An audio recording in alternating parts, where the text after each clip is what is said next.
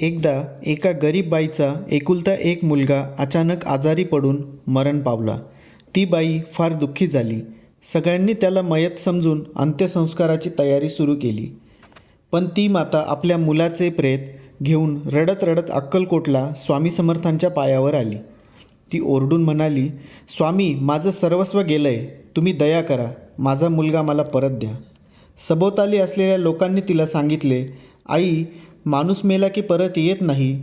पण स्वामी समर्थांनी शांतपणे तिच्याकडे बघितले आणि म्हणाले, आई, तू इतक्या विश्वासाने आलीस, मी तुला रिकाम्या हाताने कसं पाठवू. स्वामींनी मग त्या मुलाच्या डोक्यावर हात ठेवला आणि म्हणाले, उठ. क्षणात त्या मयत मुलाने डोळे उघडले आणि उठून बसला. सगळे चकित झाले. आई आनंदाने रडू लागली. शेवटी कथेचा संदेश असा आहे, जेव्हा श्रद्धा आणि भक्ती प्रबळ असते तेव्हा गुरुकृपेने अशक्यही शक्य होतं. श्री स्वामी समर्थ.